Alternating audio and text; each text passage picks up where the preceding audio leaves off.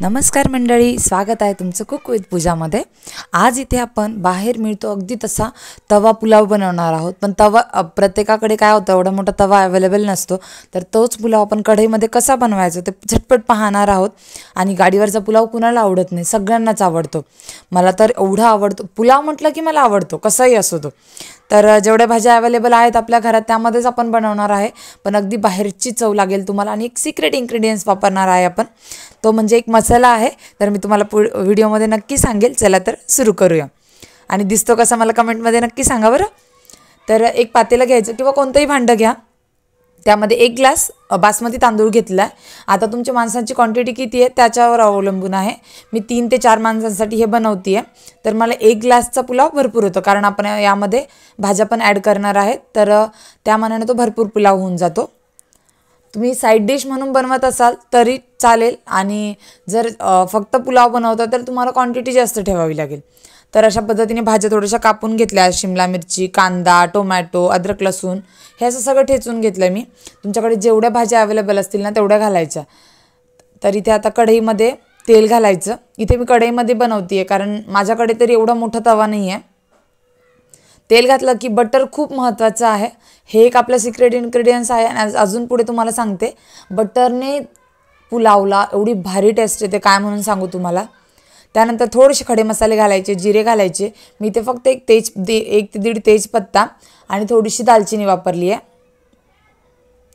आणि जिरे छान गरम झाले, हे मसाले गरम झाले की त्यामध्ये एकदम असा उभा लांब सरळ चिरलेला कांदा घालायचा आणि थोडासा लालसर होईपर्यंत परतून घ्यायचा, अगदी जाळायचा वगैरे नाही येतो कांदा।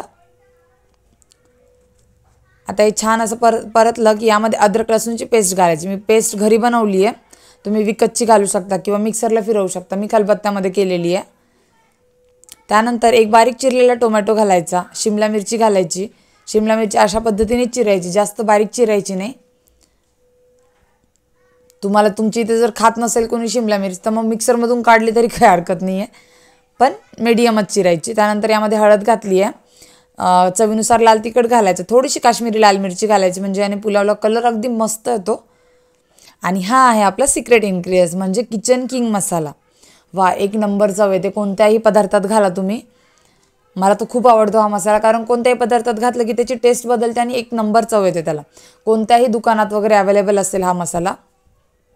त्यानंतर हे तांदूळ आपण 10 मिनिटभर भिजू घातले होते पाण्यामध्ये, तर त्यातलं पाणी काढून घेतलं आणि तांदूळ यामध्ये घालून 5 मिनिटभर असे एकदम हळूवार हलवून घ्यायचे, त्याला खालीवर करून घ्यायचं। तुम्ही जर खूप असं पटपट हलवलं किंवा जोरात हलवलं तर तांदूळ तुकडे होण्याची शक्यता असते।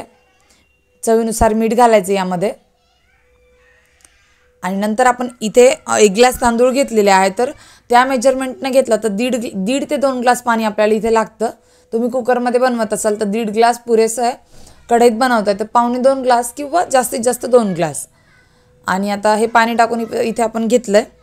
यामध्ये तुम्ही कसुरी मेथी पण ॲड करू शकता। आणि इथे खूप सारी कोथिंबीर घालून घ्यायची यामध्ये। कोथिंबीर खूप गरजेची आहे, कारण कोणत्याही पदार्थाला गार्निशिंग जी असते ती कोथिंबीरीनेच अगदी भारी दिसते। थोडंसं लिंबाचा 1 चमचाभर रस घालायचा, डायरेक्ट लिंबू पिळून घेतलं तरी चालेल अर्ध। याने काय होतं, पुलाव मोकळा होतो आणि टेस्ट पण छान लागते।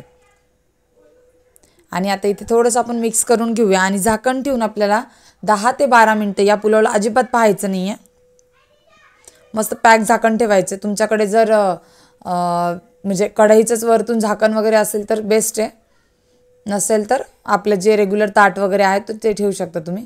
आता हा पुलाव तुम्हाला दिसत असेल की चिकट वगैरे झाला, तर बिलकुल चिकट झालेला नाही आहे, असं एक दाणा मोकळा झाला याचा। पण काय ना, जेव्हा तो गरम असतो ना तेव्हा आपल्याला वाटतं चिकट आहे, पण तो थोडासा थंड झाला की त्याचे दाणे दाणे मोकळे होतात। आता इथे पुलाव आपला रेडी झालेला आहे, मी तुम्हाला दाखवते तो शिजला आहे की नाही। मस्त शिजलेला आहे हा पुलाव, हे पहा, तुम्ही पाहू शकता एकदम मोकळा झाला आहे। आणि जेव्हा थोडासा थंड होतो, त्याची वाफ जाते ना, तेव्हा अगदी अजून मोकळा होऊन जातो तो। ॲटलिस्ट शिजला पाहिजे इथपर्यंत तरी पाणी घालावंच लागणार ना आपल्याला। तर मी काय केलं, कमी गॅस केला, बंद तर नव्हतं केलं मी, पण कमी गॅस करून अजून 2 मिनिटभर वाफ काढून घेतली। आता पाहू शकता तुम्ही, आता परफेक्ट मोकळा झाला आहे तो पुलाव। आणि आपला पुलाव जो आहे तिथे मस्त रेडी झालेला आहे, शिजलेला पण परफेक्ट आहे, अगदी गाळही झाला नाही आहे आणि एकदम कच्चाही नाही आहे। तर अशा पद्धतीने गरमागरम तवा पुलाव किंवा कढाई पुलाव म्हणू आपण, एक नंबर तयार झालेला आहे. टेस्ट एवढी भारी झाली होती की काय सांगू तुम्हाला. मी बनवलं म्हणून नाही, तुम्ही एकदा नक्की ट्राय करा, सगळे तुमचं कौतुक करतील. एक नंबर झालेला आहे आपला हा पुलाव. तर आजची रेसिपी तुम्हाला कशी वाटली मला कमेंटमध्ये नक्की सांगायचं. आणि प्लीज कमेंट करत जा, लाईक करा. चॅनलवर नवीन असेल तर प्लीज सबस्क्राईब करा. हो असं काय करता. आणि तुम्ही थोडंसं सबस्क्राईब वगैरे केलं किंवा तुमच्या कमेंट आलं की मलाही छान वाटतं, मलाही पुढचे व्हिडिओ टाकायला उत्साह येतो.